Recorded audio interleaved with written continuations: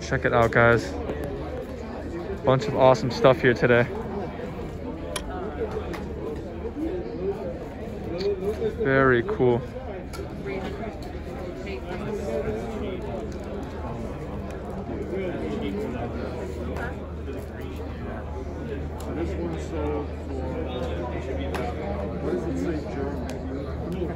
Very nice Pokemon here.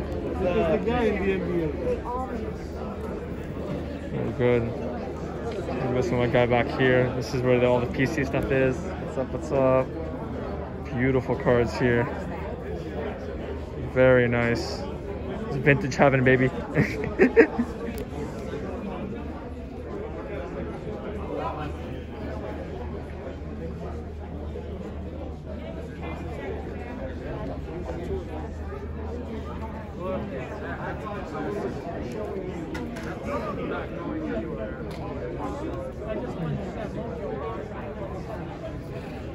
What is up?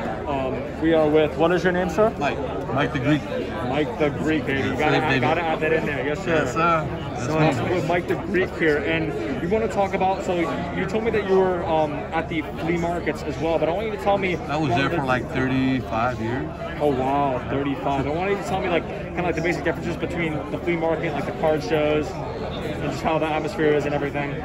So yeah, let me know. I don't go home with headaches because it's nice and cool in here, that's for sure. There was a lot of days out there I was like about to faint, it was so hot. Yeah. On the positive side though, I had regular people, regular customers week after week. So I had a nice following. It was good, you know. You have some pros and cons. It shows it's good, you know, like it's starting to pick up since this epidemic. But like myself, I'm starting to build over again. You know? Yeah. I saw a lot of my stuff right before the coronavirus started and all that. Oh, wow. Something like that. And I was laid off as well. Oh, I'm sorry about that. No, it happens. That's life. But that's life. I'm trying to rebuild, you know. Hey, if you're out here, though, you got to look forward to the future. Can't look back at the past, you know what I'm saying? Yeah, that's the past. Yeah. But I still have a lot of my followers. So that's a great thing about being the local person doing shows, even with the flea market. So I still enjoy it. Yeah. That's good. That's also part of it. I know that people, like, especially, you know what it is too? Like, yeah. Because of the flea market, I've built so many great relationships. It's not all about just making money. Yeah. It's good, but most of the time I took the money I made and put it back in. Yeah. But leaving the flea market, that kind of hurt a little bit, you know. Mainly because of relationships. If anybody see my Facebook, there's a thing in there that says, I missed my shot. I had cards. I'd compete with anybody here. I'm a small time guy, probably the smallest guy in the show here. Oh, wow. I will be back as a big dog, no problem. Yes, sir. Yeah. I love that mentality. That's how you got to think, man. I had cards outside the tables inside my shop. I had vintage, I had football, non-sports, you name it, I had it. It's awesome. You gotta love what you're doing. I still have a lot of love for this. By being laid off, I can focus more on something I do enjoy. Yeah. And I can't lay myself off or fire myself. You gotta stay with this mindset. Yeah. But thank you, sir. I appreciate it. Thank you. Always. Mike the Greek, everybody. Mike the Greek, baby. Yeah. Tell me know when you're good. You're good. All right, what is up, guys? We're here with Fly Fred today, and this is actually so Fly Fred. I just learned is not actually one person. It's this whole group right here, the whole gang right here. We got the boys on here. Everyone, check it out. So yeah, tell us for our purposes, like what is Fly Fred? Like, one, what does it mean to you? But two, like what do you do, and like how'd you get started with it? Well, the whole brand behind Fly Fred, it's really more about a feeling. Trying to be as fly. It can be as unique and individualized as you want to express yourself with. Clothing and sneakers and and this whole world of culture-driven assets is what we like to call it. You know, it's really blown up. Daily fantasy sports, gambling, and the online breakers and the online community of sports cards and stuff, it's really starting to take off. So we're kind of just trying to get behind it and ride that wave. We launched the brand Fly Fred. Did 2 retail shops in 2 different malls in Tampa, Florida. We're just, continuing to grow every single day. That's really awesome. And then so you just opened those, and there's both in Tampa. And then what made you feel like you went out and I guess it's very recent, you were just like, wow, I want to make a store. Like, I want to go ahead and I want to like sell this stuff. So how did you get the idea of really like going ahead and like basically establishing that store? Well, one, out of necessity, because we were buying so many shoes. All those boxes were just stacking up in my living room and bedroom and stuff. So we knew that instead of just putting it in a storage facility, we might want to just put it on display, sell it and stuff. And then with COVID and everything, the malls were all kind of in disarray, and most tenants are kind of finding difficulties with getting people into malls and shopping and retail. But with these types of assets, it's kind of the opposite. You got people that are really rushing into the store and trying to find those really hyped and limited commodities, like whether it's sneakers or apparel or sports cards. They're all rushing in. So we're really kind of reinvigorating retail in some ways. Wow, that's very cool. That's very cool to hear about, and it's cool to see. I guess with this like hobby, it takes up a lot less space, I suppose, than the shoes. And that was always something that I had like thought about as well. Like even collecting shoes, it seems like a cool thing, but it is also like you have to have that like time, patience, and you also have to have space, because just to even like keep your inventory and like keep it going. Yeah, absolutely. And we've got not just cards, we've got memorabilia, signed memorabilia from players all the way back to the vintage days. We've got Bobby Bowden, Lawrence Taylor, Phil Simms, Michael Vick helmets, Alex Rodriguez autographed bats. So like we have a lot of really cool stuff in addition to the cards. So you just gotta come check us out. Yeah, and then one last question just to wrap it out. What is your favorite card you have in like your personal collection or anything cool like that? Yeah, I'm a big fan of the 1988 Fleer basketball collection. You got some of the biggest Hall of Famers of all time coming out of that draft class. You got guys like Reggie Miller, John Stockton. I'm sorry. No, you're good. That's all. That's like Hakeem Olajuwon, second year. You got your Michael Jordan, third-year base, All-Star, and then you got Michael Jordan sticker. You got Dennis Rodman, Horace Grant. Some of the most Hall of Fame players coming out of one pack is 1980 Fleer basketball. So we collect that product a lot. If you came in and saw the store, you see like a whole display case full of it. So we're always buying cases, sending them into PSA, getting them graded, and just riding that value wave up. That's awesome. That's sick. I always like those, like even ones like my first favorite is like the '86 sets with like the Jordan rookie. I feel like it's like very cool, and that like red, white, and blue. It's just so iconic. Yeah, very expensive now. Well, but 100%. Yeah, we bought an '86 Jordan PSA 9 for $16,000 on eBay the other day. Wow. And we already have it sold for $19,000. So it's like one of those kind of investments that if you have enough money to play, you can certainly make a lot of money. Just playing these these stocks, kind of like these sports cards, Yeah, and I would recommend a lot to especially other people. I mean, once you know what you're doing, like definitely go ahead and spend more. But a lot of the other times, people try to go ahead, and I've seen this firsthand happen, and they'll jump and they'll go past that dollar box and they're like, oh, I'm too good for the dollar box, I'm too good for this, and just jump into those expensive cards. And sometimes, there's sometimes where you do that and you could just do very well, but it's really like do your research and really like learn about it first before you go ahead with these big ticket cards. Like when I started, I only did the dollar box. And then now that I did that, I learned my way up. So now I feel comfortable throwing like more money at certain cards. Absolutely. Yeah, way too much of this collection is now built on speculation, unfortunately.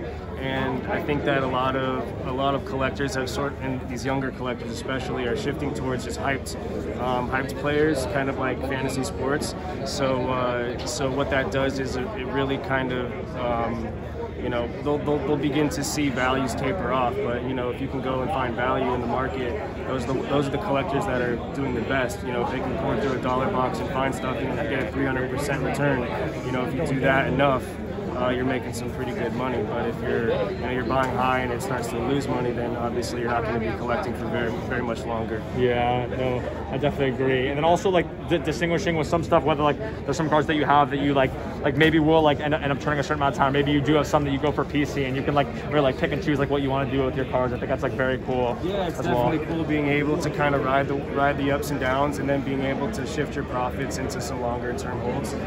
It's very synonymous to like securities trading, and I think it's really cool that kids are being able to find these skills early on, doing it with sports cards, and so that it could later translate, or you never know, this could turn out to be its own $30 billion industry as well. That's awesome. Anyway, thank you, bro. I really appreciate it. Have a good one. Thanks a lot, boys.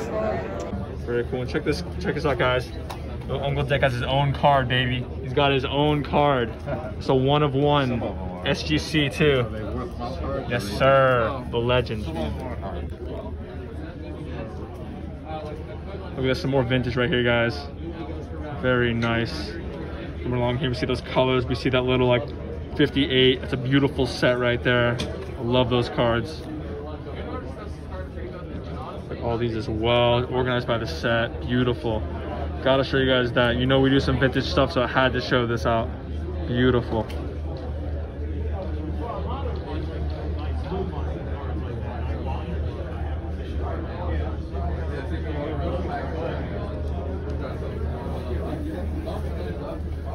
T206s, baby. Little cigarette cards.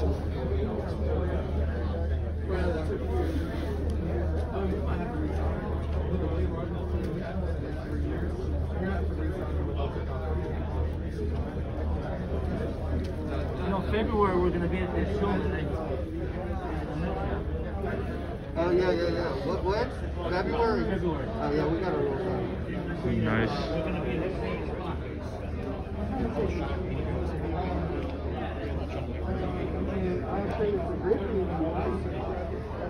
I think it's about a $15 card. So this is more than $15. Beautiful, beautiful.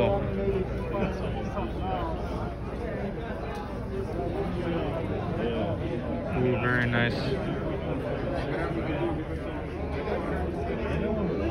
Very cool, very cool. Then we do a beautiful. A 5-day with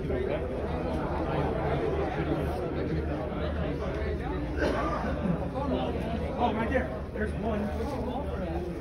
That's one. I think somebody bought a basketball set. Oh man, that was mine. Oh well. Next time.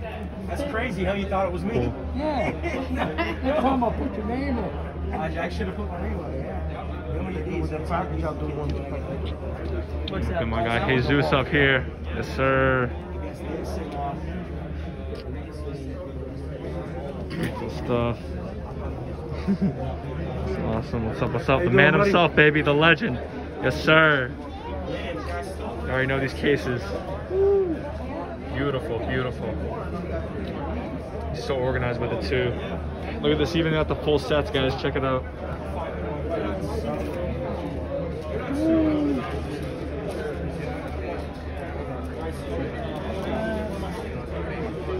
I am Matt with Siesta Sports Cards from Sarasota, Florida. Yes, sir. We got Siesta Sports Cards here, and you know what? We're feeling a little bit lucky today. We're gonna go ahead and we're gonna do one of these Christmas mystery pack hunts. So we're gonna go ahead and please tell us about this. So basically, what you're gonna do is you're gonna point to a pack. We're gonna pull it out. If there's an X on the back of the pack, there's gonna be a card with a number on it, and whatever that number is gonna correspond with the number of the prize that you win. Very cool. So we got the Leonard Fournette jersey, which is an on-field jersey. That's JSA. We have the Mosaic hanger, and then we have the Top Stadium Club PSA 9 Tatis rookie. All right, guys, let's chase it. Let's do it. So we got $1, $2, $3. Point to the pack you want. Close my eyes and pick. Let's go with this one. That one right there. We're gonna pull it out, and there's no X, but you do get a pack of cards. Oh man, cool. All right, all good. We got a pack of cards here. We got a little Eli Manning on the front. Maybe we got some good stuff in here too. Who knows? Very nice. Thank you, though. You're welcome. Always a pleasure, guys. Thank you. Awesome. All right, guys, we are back after the awesome show. Now, without further ado, let's see what we got. Starting it off, we have 2 Shaq rookies we're able to pick up. This card has definitely been trending lately. This is one of the cards from Junk Wax era. However, it's very cool. It's a nice little Topps card, and I'm very happy to be able to pick this up because he is definitely trending, and this is just a really cool card. We got these 2. Next card, we got a very interesting one from you here. We have a Kevin Durant refractor from the E-Topps series. Now, this card, when you had to get it, it was from Topps' online series thing where you used to pay money and then order the cards through that. It's very cool, and it's numbered out of 1,499. The PSA pops are very low on this card. It's very interesting, and I think that it could do something big, especially with the NBA season coming up. So it's a very cool card right here. Next, we have a Kobe Bryant Topps rookie card. I'm debating what to do with this card. I might send it in, might just keep it for PC. Not exactly sure yet. Very cool, though. I'm super glad to be able to pick this card up. I think it's just very iconic. Super nice Kobe card. And, hey, there's a documentary about Kobe Bryant coming up soon, so we'll see what happens. Next, we have, and this is actually the final one that I got from what I bought from today from the show. We have the Cal Ripken rookie card. I think it's a very cool card because it is a 9, and you just don't see a ton of 9s in the 1982 Topps. I think for the year and the fact that it's getting pretty old, I think it's almost 40 years old, and the fact that it's a 9 is a very nice grade, so I'm super glad to be able to pick this one up as well. All right, those are all the cards that I have. Now let's get in and see what Ryan had. We have a Rafael Devers card, very nice Topps Chrome. We got a Jack Flaherty, the little horizontal card with this, also Topps Chrome, very nice. We have a Jack Flaherty little refractor here. It's a nice little pink rated rookie too, very nice card. Not numbered on the back, but still super cool. We have this signed card, and this is a pretty interesting one because it does have the autograph right here of Bob Feller. However, it is, you know, just kind of a blank card. It's not necessarily a card that was made by Topps or anything, but still a cool pickup, and still something where if you can see those for a good price, they could just be great pickups. Next, we got Shane Bieber card. This is a nice little refractor first Bowman. I think this card is super cool. It's a nice little glare. And these refractors can go for a good amount if you can get them at the right price. So very cool, Shane Bieber. Next, we got Connor McDavid. This guy has absolutely been tearing it up in NHL recently. Connor McDavid is an awesome little rookie card. A lot of people aren't too familiar with hockey, but there's definitely stuff out there to either go for if you want to collect or to go ahead and even flip. So those are options there for you.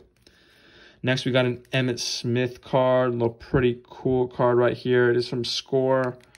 With a little back, a little picture right there. Very nice, very clean card.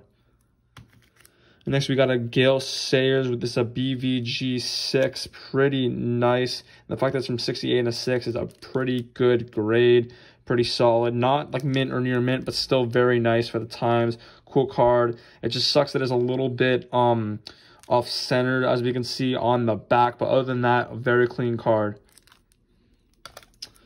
Next, we got this really cool T206 card that I believe Ryan got for his PC, but it's very nice of Roger Bresnahan, and it looks pretty cool. Unfortunately, got the 2 because you can see that little mark right above here where my finger is right now, but it looks like a very nice 2 in my opinion. There are a little bit of smudges on the back, but still for a 2, I think that is a pretty solid 2 and definitely a good one for a PC. And finally, we have a Jesse Haynes 1934 gum card. This card is very cool and also in low pop as well. It's just a very nice portrait. It's really cool seeing a card from 1934. It's very nice. It's an interesting set. There's also a really cool Babe Ruth in this set as well that can fetch a lot of money. Alrighty guys, that's what we picked up today. If you like this video, we have a bunch of other ones as well. We're going to be making these in the future for sure. And then we also have a bunch of other card shows. If you love this one, check out our Dallas one. That one was absolutely insane. Alright guys, that's all from us today. Breakout Sports, out.